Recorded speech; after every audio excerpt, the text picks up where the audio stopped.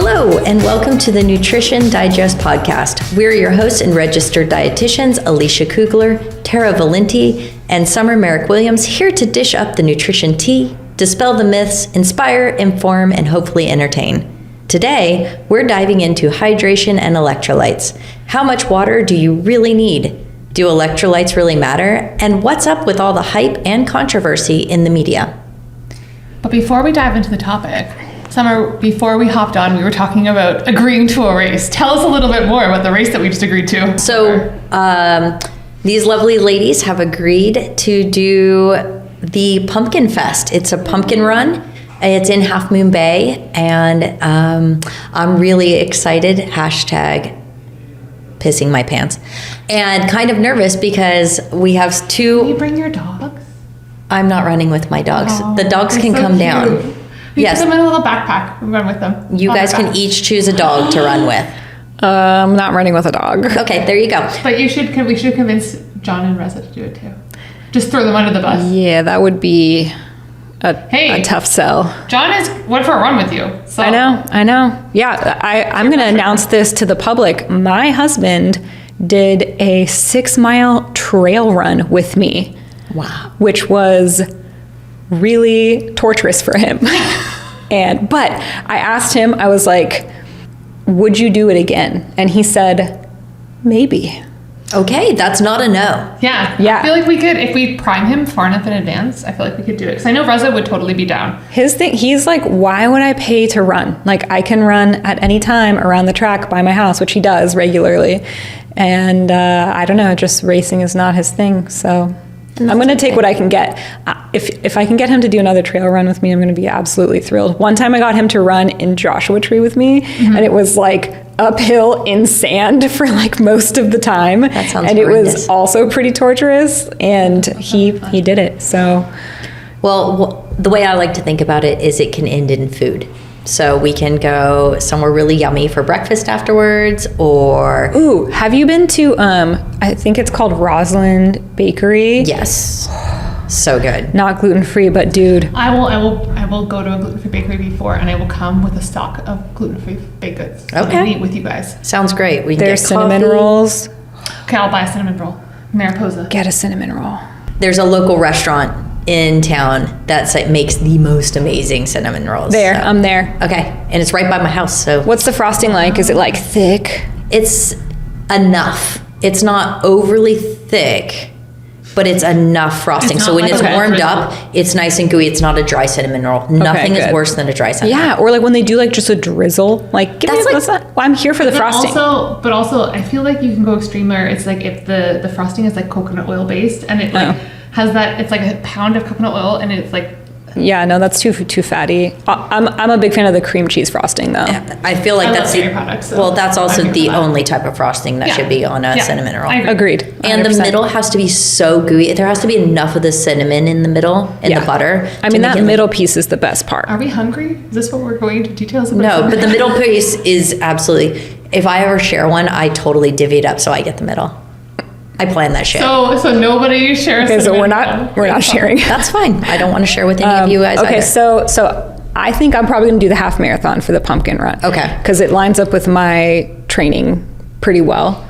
And Ultra. I'm going to for my commit. ultra in November. Yeah, she's I'm going to commit to the 10K. I'm going to do a 10K. I'm so excited. Okay, cool. And you just said it on the podcast, so the whole world is expecting you to And I'm gonna hold you not to back out. Okay, I'm going to do it. I'm doing a 10K. This will be a continuation of Canadian Thanksgiving celebrations. I can't wait. Anyways, we should probably go back to the topic of hydration. Hydration and electrolytes. It lends itself very, very nicely to the conversation of activity. We It do does. need to hydrate. Yes, but Tara, how much water do we actually need? Because I know a lot of people ask us that question. Long story short, the summary of this, it depends, which is the answer to a lot of questions that we get asked, but it's super, super individualized. So we can't just sit here and tell you exactly how many ounces of water you should be consuming per day. We can give you some general guidance though. So generally 32 ounces per 50 pounds of body weight, more for athletes, more if you're in hot conditions or if you're in like a really hot, humid climate. For Canadians out there and people in other parts of the world, 32 ounces is 1 liter. So thirst is a helpful guide, but usually when you start feeling thirsty, it's kind of already too late. You're already a little bit dehydrated. It's not always perfect during intense exercise or heat. So if you are thirsty, yeah, definitely listen to that. But the idea, and this is something that I actually say to myself ahead of time when I am running, especially in a race, is get ahead of it. So you want to be drinking ahead of the thirst. If you feel thirsty, you might be behind already a little bit. Signs that you may need more fluids are dark urine, dry mouth, fatigue, and headaches. And I will say a dehydration headache is the worst. At least for me, they're like those pounding headaches where it just feels like your brain is like swelling in your skull. They're horrible. So if that is happening to you or you're seeing any of those other signs, there's a chance that you are underhydrated. So what counts as hydration? Obviously water, sparkling water counts, milk counts. I don't know how many people are just out there chugging milk, but like if you like milk, although, okay, random side note, when I was a little kid, we used to get those like little Nesquik powders that you would mix into your milk to flavor it. And my favorite was banana. And my dad still does that. Ew. He's in his 60s. Okay, I know, I'm a psychopath. Ew. So It's so good. I was at this bagel shop in Berkeley. It's called Bageltopia, and they actually have, in my opinion, the best bagels in the East Bay. Much better than Boy Chick. So I'm gonna say some controversial things today. Watch out, East Bay. But I was there, and in their little fridge, they had banana milk, strawberry milk, and chocolate milk. And I bought one because I was like, oh my God, childhood nostalgia. And that thing was so tasty. Was it still so good? It was so good. I may have to try one. I can't think of anything worse than drinking milk when I'm running or doing anything active. But I used to love those Carnation instant breakfast. Did you guys ever have those? Oh my gosh. Or Ovaltine. That was my jam. I loved Ovaltine. Throwing it back. So if you are weird and you like to drink milk, you can get hydrated from milk, even banana milk. Herbal teas are hydrating. Soups are hydrating. Sometimes that works if maybe if your appetite is off or you're having trouble getting fluids in for whatever reason, drinking like bone broth or some kind of a soup can be helpful. Bone broth is a fantastic way not only to get in hydration, but also to get in some extra protein. Yep. So there's your plug for bone broth. Also, you can get hydration from foods that contain a high water content. So fruits and veggies that have a high water content, like melon, cucumber, berries, even celery is pretty high in water. There's a lot of different ones. Generally speaking though, your juicy fruits and veggies are going to give you a little bit of hydration. Alcohol does not hydrate you. Big surprise there. So if you're, I know post-race, we've joked about this before. Sometimes like a cold beer sounds amazing post-race. That does not count toward your hydration. You need to hydrate on top of that, or maybe not choose alcohol as your post-race beverage. It could count as happiness. Powerade, Gatorade sports drink one hand, beer in the other. That's how you do it. Yep, that is one way to do it. Caffeine is a little bit controversial. So with caffeine, we know that caffeine has a diuretic effect. However, what I have read quite a few times actually is that if you regularly consume beverages that contain caffeine and you've built up a bit of a tolerance to it, you don't experience quite as much of a diuretic effect, and you can get some hydration from that caffeinated beverage. It's not going to be the same as drinking a glass of water or a Gatorade or a beverage that's designed to hydrate you, but it also doesn't completely cancel it out. So you are getting some fluids if you're having like a cup of coffee or something like that. So it's not beneficial at all, which I am happy about because I drink more coffee than any human should. So what are electrolytes? Electrolytes are sodium, potassium, magnesium, and calcium. They regulate fluid balance, muscle contractions, and nerve signaling. So when do electrolytes matter most? They're most important when we do our long exercise sessions. So from 60 to 90 minutes plus. In hot, humid environments or when you sweat heavily. Also, if you use the sauna frequently or if you're sick and you've had a lot of fluid loss. And then talk a little bit more about how electrolytes work with blood pressure.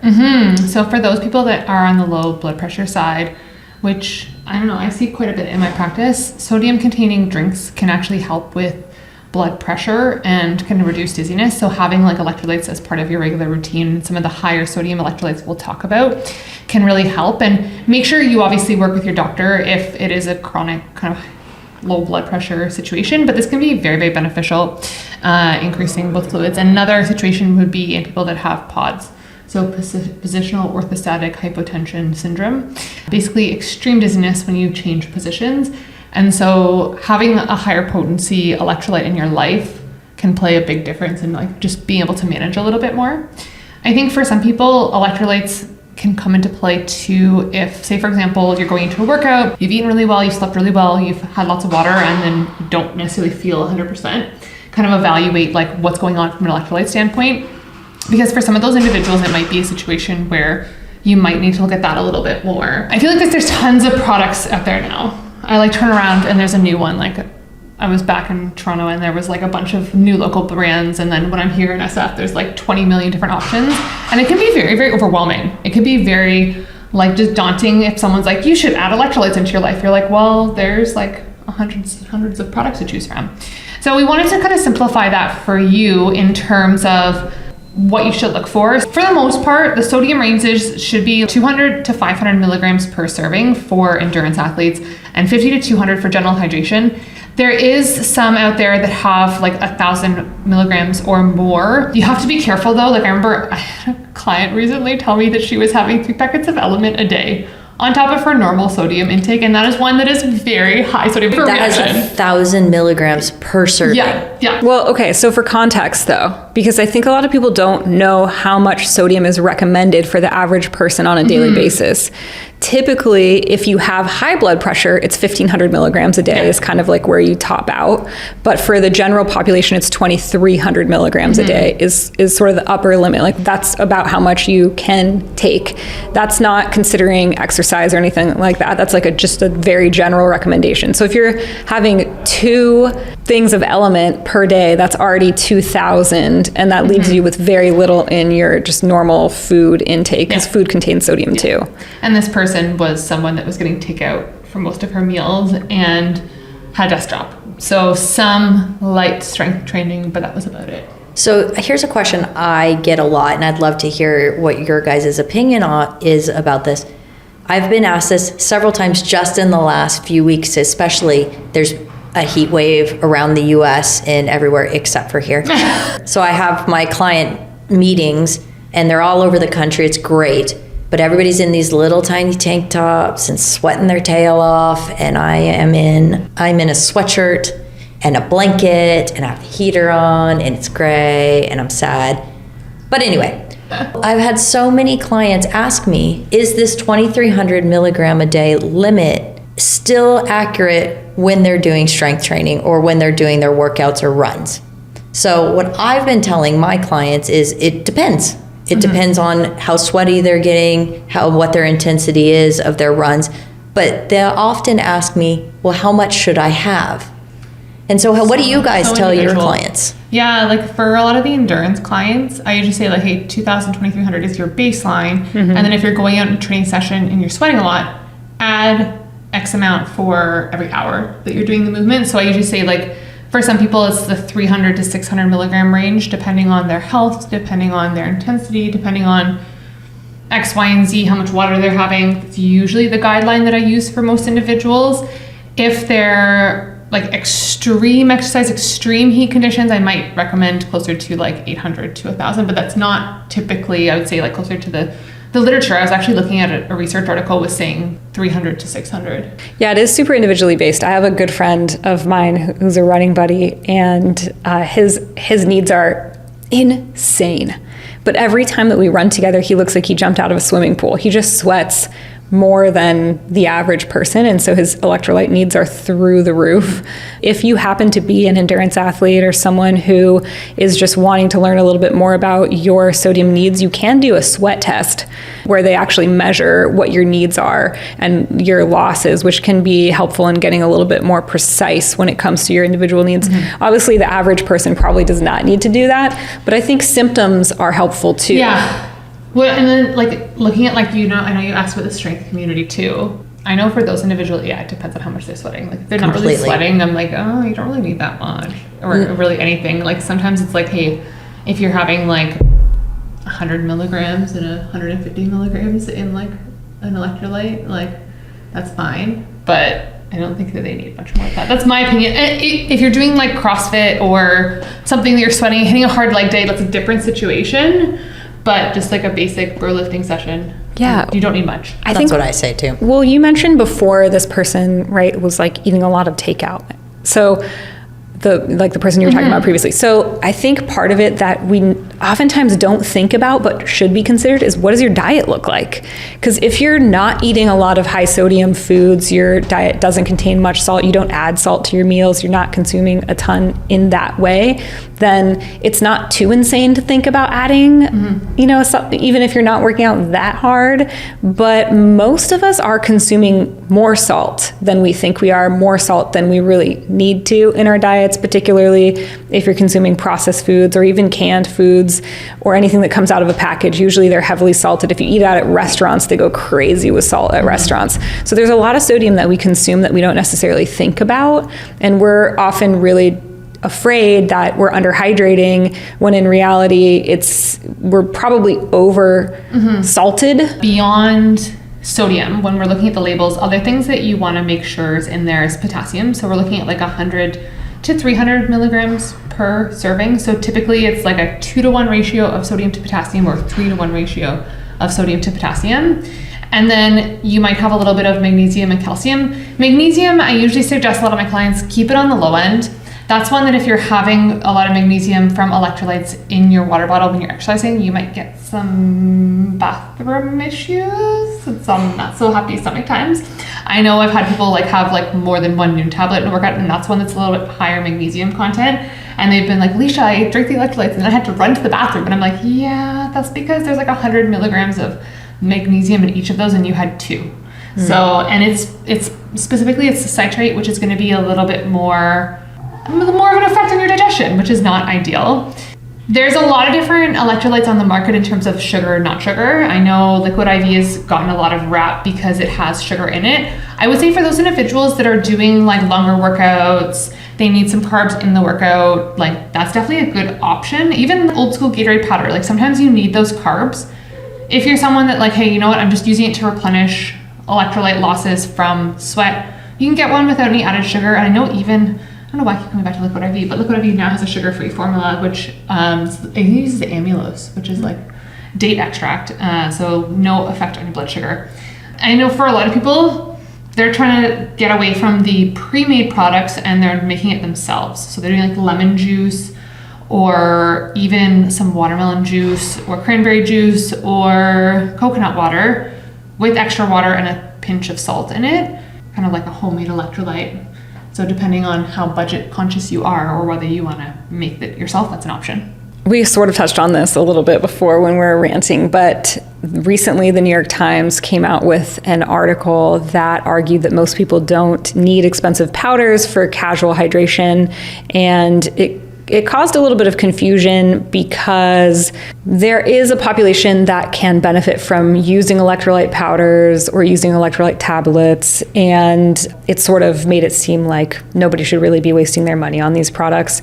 And that's an oversimplification, an overgeneralization. We don't want to ever overgeneralize things. So we wanted to clear that up a little bit here. And I think we kind of have, in the sense that there are certain situations in which electrolytes can be beneficial in terms of taking them as a supplement, whereas there are situations where we don't really need them and we're just buying into an industry that's trying to sell us things.